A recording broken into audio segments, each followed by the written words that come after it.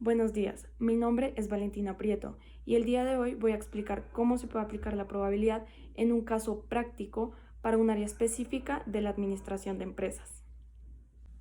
Este video se divide en dos partes. La primera parte voy a explicar un poco acerca del contexto de los procesos que voy a aplicar para la solución del caso práctico. En la segunda parte vamos a ver directamente el caso práctico y cómo por medio de los procesos y los términos de probabilidad se pudo solucionar.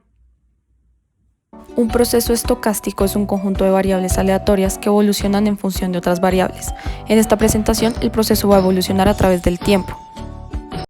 A continuación, vamos a ver lo que es un proceso gaussiano. Un proceso gaussiano es un conjunto de variables aleatorias, las cuales cada una de ellas tiene una distribución normal. Esto nos va a servir más adelante para poder entender algunos conceptos. Ya sabiendo un poco más sobre estos procesos, vamos a ver cómo los procesos estocásticos se aplican a las finanzas. Los procesos estocásticos nos sirven para modelar la dinámica continua de variables financieras, esto a través de simulación y elementos computacionales. Algunos ejemplos claros de procesos estocásticos son los procesos de Poisson, cadena de Markov o las ecuaciones diferenciales estocásticas. Estos nos van a servir para predecir valores bajos, altos de niveles de incertidumbre. Para que podamos entender cómo funciona el movimiento browniano, primero vamos a hablar un poco de su historia. El primero en describir matemáticamente el movimiento browniano fue Thorvald Thiel en 1880 en un documento sobre el método de mínimos cuadrados.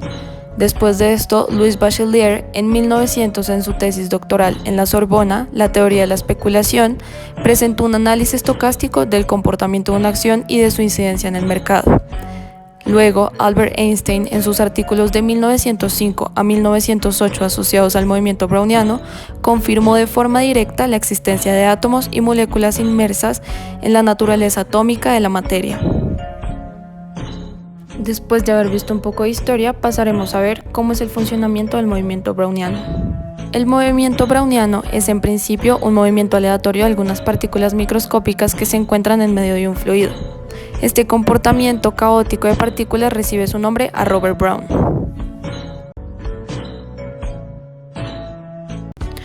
Una opción financiera es un contrato el cual se adquiere y se tiene el derecho, más no la obligación de poder comprar o vender.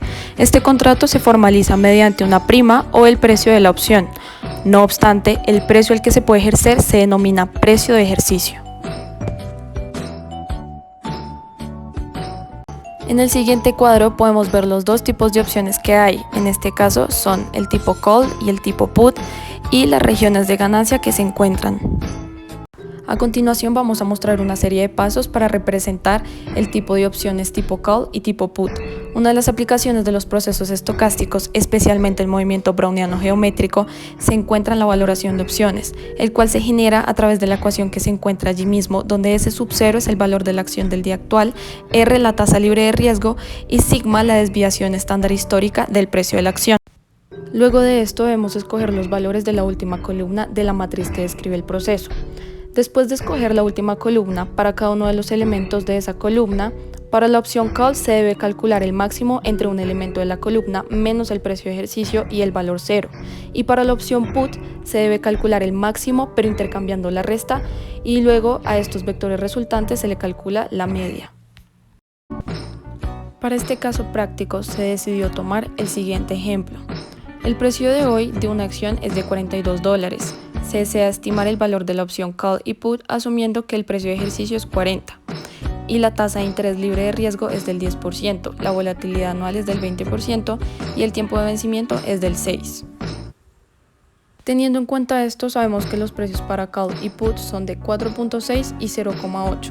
El objetivo de este ejercicio es estimar el precio aproximado que se obtiene usando la simulación de Monte Carlo, que se mostrará en la siguiente imagen.